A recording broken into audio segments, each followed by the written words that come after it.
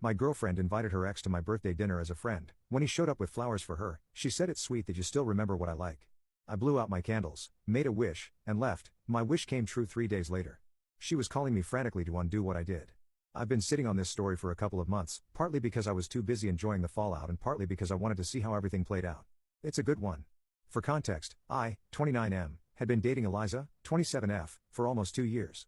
We met through a mutual friend at a craft brewery opening, hit it off immediately, and things progressed pretty smoothly from there.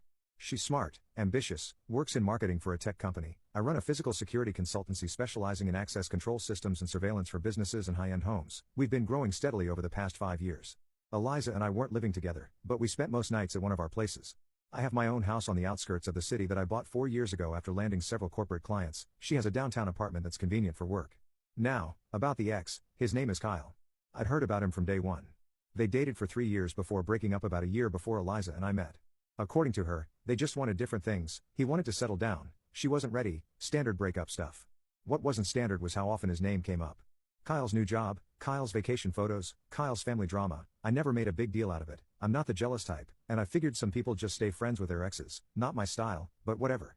About 6 months into our relationship, Eliza mentioned that her company needed to upgrade their security system. Since that's my business, I offered to help as a professional courtesy.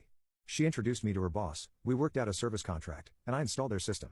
As the relationship progressed, Eliza began helping with some marketing materials for my company. Nothing formal, just occasional advice and feedback since that's her expertise. Then came my birthday. Eliza insisted on organizing everything, dinner reservation at this upscale place I'd mentioned wanting to try, inviting a small group of our closest friends. I was touched by her effort and looking forward to a good night. The day before, she casually mentioned, "Oh, by the way, I invited Kyle too." I looked up from my laptop. "Kyle, your ex?" "Yeah, is that okay? He's just a friend now, and he gets along with most of the people who will be there." Something felt off, but I didn't want to come across as insecure. "Sure, whatever, it's just dinner." The night arrives, we're at the restaurant, a table for 8, my best friend Tom and his wife, my business partner Jared, 2 other couples we hang out with regularly, Eliza and me. We're having drinks, waiting on the last guest, Kyle. He shows up 20 minutes late, making a grand entrance, and he's carrying a bouquet of purple dahlias. I immediately glance at Eliza, who's beaming. Kyle hands her the flowers, completely ignoring me. "These are for you," he says, "Happy spring." It's October. Eliza accepts them, her face lighting up. "Purple dahlia, it's sweet that you still remember what I like." The table goes silent, everyone's looking from Kyle to Eliza to me. Tom's wife gives me a sympathetic grimace. Jared looks like he wants to say something but thinks better of it. Kyle finally acknowledges me with a nod. "Happy birthday, man, no flowers for the birthday boy?" Apparently, dinner proceeds and it's like I'm invisible. Kyle dominates the conversation, sharing inside jokes with Eliza that no one else gets. He's positioned himself directly across from her, making eye contact constantly. I'm at the head of the table, supposedly the guest of honor, but might as well be a ghost. The waiter brings out a cake with candles, everyone sings. Eliza puts her arm around me, the first time she's really paid attention to me all evening. I stare at the flames, the situation suddenly crystal clear. "Make a wish," someone says. I look at Eliza, then at Kyle, then back at the candles. I wish for clarity, for self-respect, for what needs to happen next. I blow out the candles, stand up, toss my napkin on the table, and calmly say, "Thanks for coming, everyone, I need some air." Eliza looks confused. "You're leaving?" "We haven't even cut the cake." "I've lost my appetite," I reply. "Kyle can have my slice, seems like he's taking everything else of mine tonight anyway." I walk out, ignoring Eliza calling my name. Outside, I take a deep breath, no anger, just resolution. I call an Uber and head home.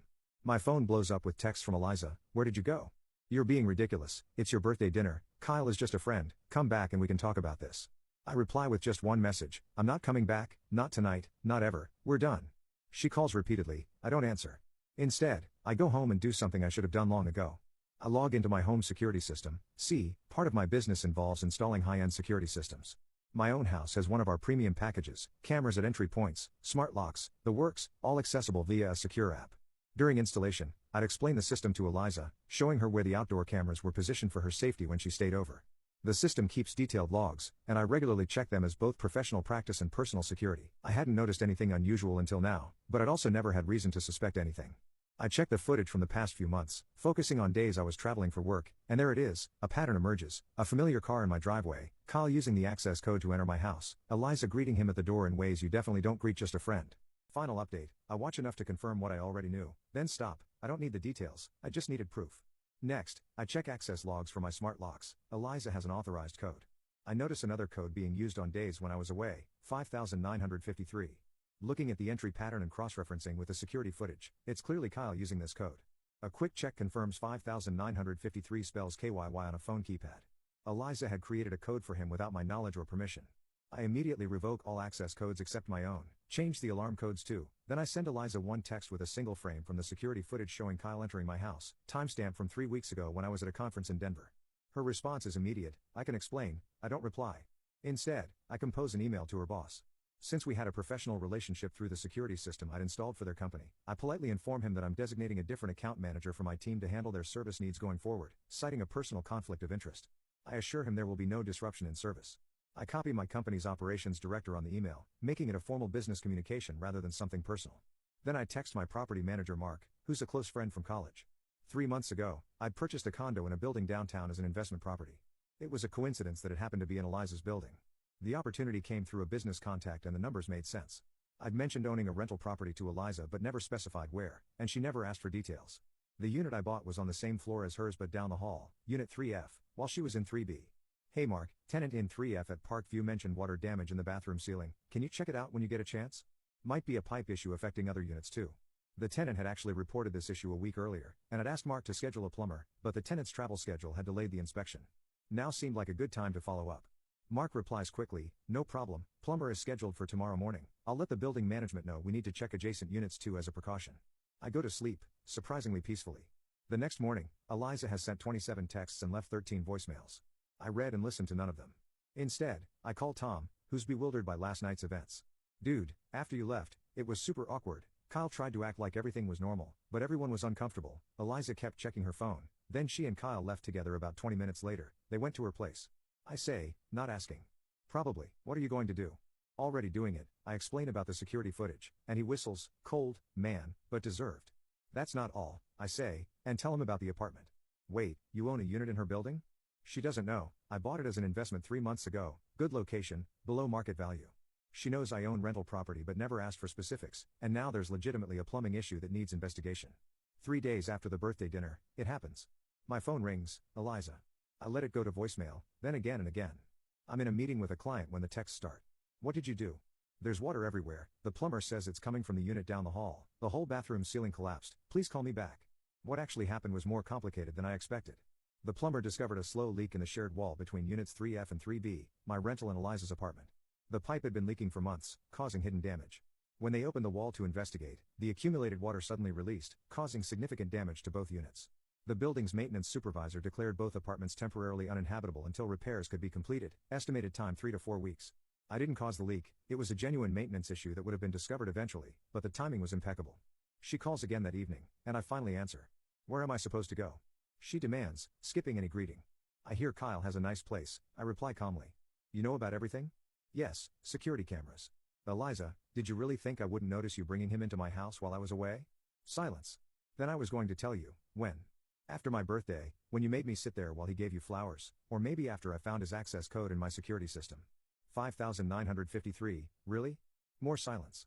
Look, I continue, what you do now isn't my concern, we're done, I've already packed up your things from my house, they're in a box in my garage, let me know when you want to pick them up, and I'll make sure they're left outside for you. You can't just. I already did. Oh, and you no longer have access to any of my company's marketing accounts, I've informed your boss. You're ruining my life over one mistake. She cries. One mistake? You've been sleeping with him in my house for months, that's not a mistake, that's a campaign. Fine, she snaps, you know what, Kyle and I belong together anyway, he never stopped loving me. Great, congratulations, I'm sure you'll be very happy together. I hang up, block her number, and pour myself a drink. Happy birthday to me. 2 weeks later, I'm at a coffee shop when Tom texts me. You see Instagram lately? I hadn't. I check and find Kyle has posted photos of a weekend getaway with a woman who isn't Eliza. The caption, weekend escape with my favorite person hashtag no filter hashtag just happy. I almost feel bad for Eliza, almost. A week after that, I run into our mutual friend Sarah at a brewery, she fills me in on what I've missed. Eliza had moved in with Kyle after her apartment flooded, assuming they were finally official. 3 days later, his ex came back into the picture, he asked Eliza to leave, she's now staying at an extended stay hotel, that's eating up most of her paycheck. She really messed up, Sarah says. She had a good thing with you. Water under the bridge, I reply, an unintentional pun that makes me smile. For what it's worth, I told her she was being stupid, Kyle was always a player. I shrug. Not my problem anymore. And it wasn't. I felt no anger, no desire for further revenge. The universe had handled it perfectly. 6 months later, my security business continues to thrive. I've hired a new technician and expanded our service offerings. I'm dating casually, nothing serious, my house is peaceful.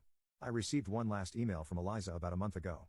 Her apartment repairs were finally complete, she'd moved back in, and found one of my sweatshirts in the back of her closet. Did I want it back? I replied with the address of a local donation center. Sometimes the best revenge isn't some complicated scheme, it's just standing up for yourself, walking away with dignity, and letting natural consequences unfold, and sometimes birthday wishes do come true.